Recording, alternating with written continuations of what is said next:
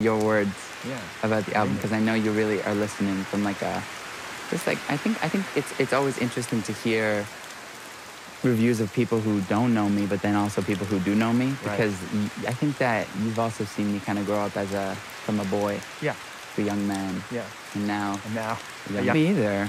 You know, I think that I still am trying to know me, and that's like the beauty of. Sometimes I think like, am I gonna look back at the music and how am I gonna feel about it in 20 years, right? Yeah. And then I'm thinking, oh, this is great. This is like an audio scrapbook that I have. It's gonna really show the things that I thought about and the things that were on my mind, and kind of how fearless I was at that time and how scared I was at the time. Completely, you know, I got off tour and I came to LA, and I think I had like 2 or 3 weeks in studio.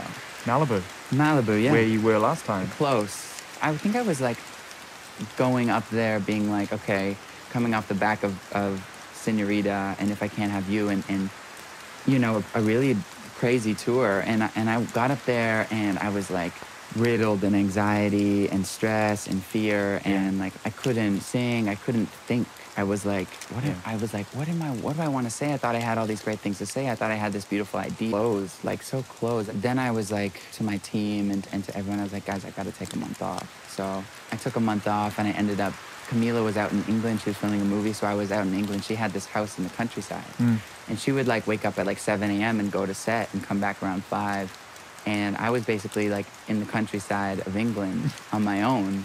And it was like, at first I was like kind of losing my mind. And then a few days in, I started settling in, really just like going for these walks, like taking time to like just settle and reflect. And there was this amazing driver that I had at the time. He said, you should listen to this masterclass by this author named Elizabeth Gilbert, who wrote Eat, Pray, Love is one of her books. So I started listening to this masterclass, and first of all, Elizabeth Gilbert, after learning more about her, is just like this incredible, incredible woman. And I'm gonna botch this and get it all wrong. Masterclass, she leads you on to go and listen to this TED Talk. So I'm listening, and she goes, back in ancient Greece, if there was a painter, or if there was like any type of creative person, and they would produce beautiful art, the people of the town would say that there was a genius living in the walls of the painter. And, you know, if it was amazing, they couldn't take all the credit because there was a genius living in the walls. And if it wasn't amazing, you also couldn't take all the credit because it wasn't all you. And she goes on to talk about how your only job is to just like show up and to open up to the fact that like anything can come and nothing can come too. And if nothing comes, like, don't be upset about it, because this is the creative process. This is not mechanical. This is not meant to be perfect, you know? And I think that for me, I was really trying to beat everything I've done. So I go through this whole kind of thing of trying to let myself go and be more free. And I show up to a studio in upstate New York. I did a little meditation, and I said to myself, I'm here. And I was like, I hope to God there's a creative genius in these walls, because I'm here and I got nothing. And it just happened. It started flowing, and it was like, what did? Like, this is what we're gonna do. And I kind of just walked into the studio, and I looked at the writers and the people who I love and trust, and I just kind of hung out and just sat there and kind of tried my best to let it come. And it did. And I feel really lucky for that, because I think the point of the creative genius thing is that sometimes it doesn't come, but don't get down on yourself when it doesn't. You know, I'd love to say 70% was subconscious, but I don't know if that's completely true, because I was probably going from an 80% in my head, you know, place, and 20% letting it flow before this album. And yeah, I guess I had all these ideas of what I wanted to sound like and what I wanted it to be like. And it's like funny, because if you set yourself up for what you want it to be like and what you want it to sound like and to mean, the second someone plays a note that doesn't sound like that, you think you failed. It's thrown into chaos. It's thrown into chaos. So if you start off like, look, whatever this is going to be whatever it's going to be. Let's discover it. And then it starts coming and it starts flowing. And also, like, this is like pushing into a bigger conversation, but I think for a long time that I was spending so much of my time just trying to get to the end of the process, which was like, how do I finish the album? How do I have the big song, actually? I think so. I think that also from a young age, I was like really shown what it feels like to have that gold and that success and that glory. It's addictive. It's addictive. And you miss out on the most beautiful part, which is the process. Process. Right. When you start to lean into that process, the end result comes around, and it's this beautiful bow, and it looks gorgeous, and you're really happy with it. And you're expecting this like big thing to happen, and it doesn't happen, but you're okay. It's just that that's a self-destructive way of being, is in constant pursuit of the end result. Even when you do get that end result, the reward is fleeting. Yeah. A lot happens when you fall in love for the first time. Yeah. Because you really feel this like support, this like grounded, hey, if everything goes away, I'm gonna be okay. Yeah, We it's got called each other. perspective, It's right? perspective. And it's beautiful, and it really allows you to be like, okay, well, if I'm gonna do this, I might as well be doing it for the right reasons and really, really, really enjoying it. Otherwise, I'd just rather watch movies with you all day. Exactly.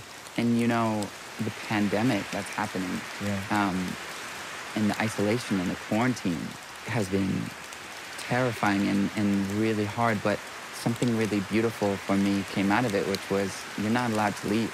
Stillness. Stillness. I went to Miami, and I was living with Camila and her parents and her sister, and Yeah.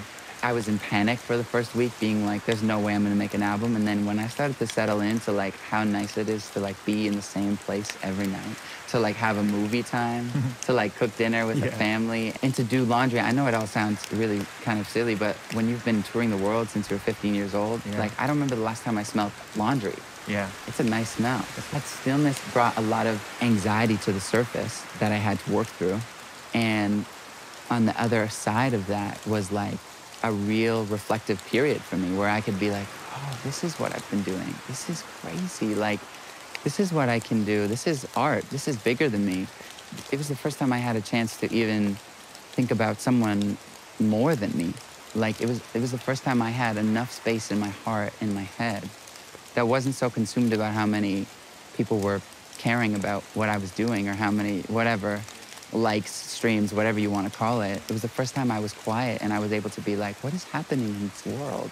And how do I feel about it? And what can I do? And where does this go from here? And that was the best gift I think I've ever been given in my whole life. And that's like what's really spawned songs like Wonder and the whole album to an extent, but especially songs like Wonder, you know, was completely spawned from that reflective moment. And something that's a really big thing that I've been thinking about is everyone's got to give themselves a little bit of credit because there's so much input happening at all times, news, and so much input happening. And it's really hard to settle down and to just be like, well, how do I actually feel about this? Like my truth, what is my truth about this? And it takes work and it takes time and it's tough, you know? And I think that when I found this moment of stillness and clarity, I was like, oh, this is really what it means to be close to yourself. Truth in that. Yeah. Meditating kind of off and on for like 4 years now, until 6-7 months ago when I started really meditating,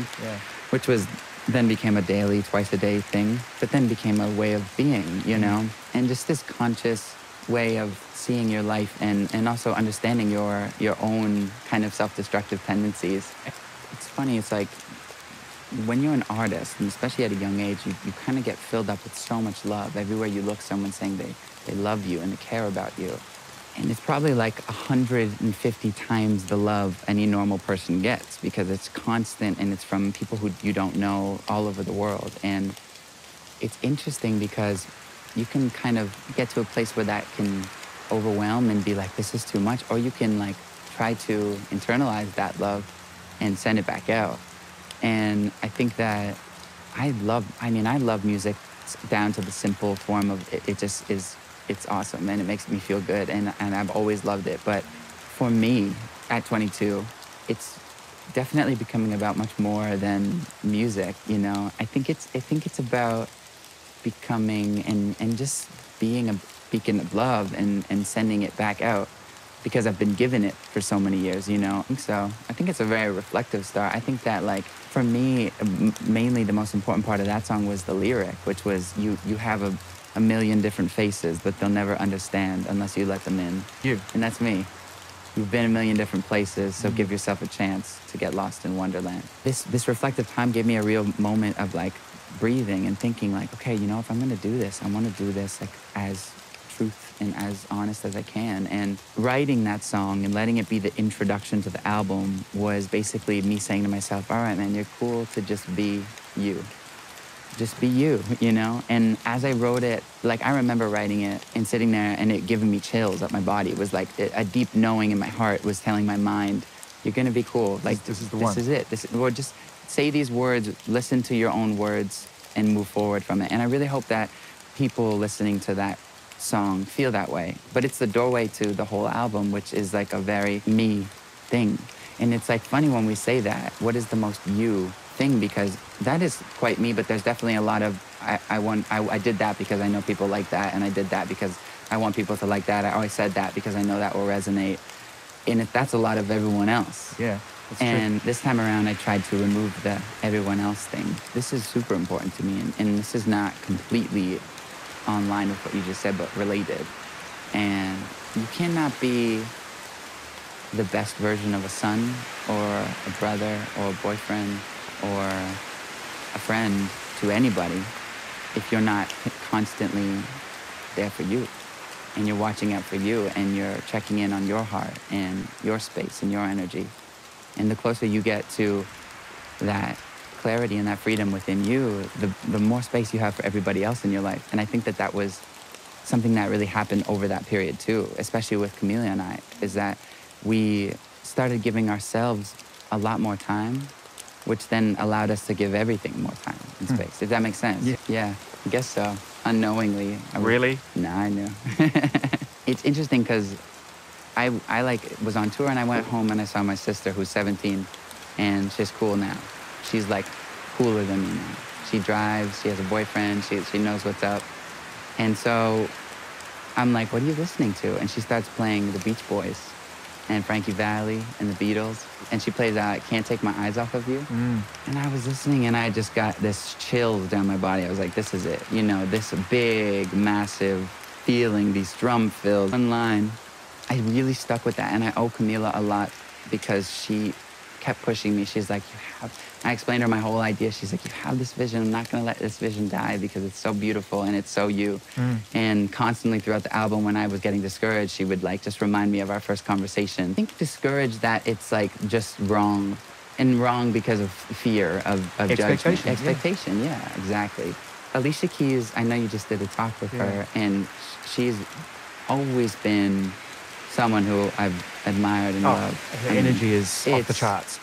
Probably the last 6 months I've gotten closer with her. You know, we've just been in communication because I just feel like I need to surround myself with her energy. And I've just watched her be an artist in the most pure form and pure way. And she posted on Instagram a little clip where she said she all of a sudden woke up at the top one day. And she's like, how did I get here? Yeah, it was a tough time for me. I think I was coming off the back of a couple big songs and definitely just so driven by my ego and just feeling like something in this feels not right, you know?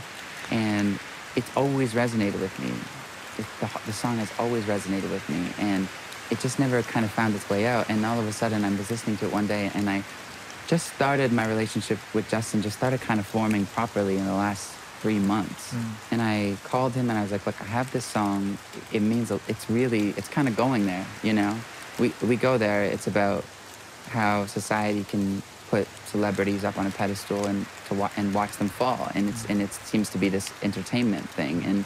And it's hard, you know? And his heart felt deep into it. And him and I, even yesterday, we were on the phone for an hour and had the deepest conversation I think about so much. And it just felt really nice because it was a full circle moment for me. This guy who was the reason I started singing. Yeah. I was 9 when One Time came out, and I completely was all in. He was Elvis.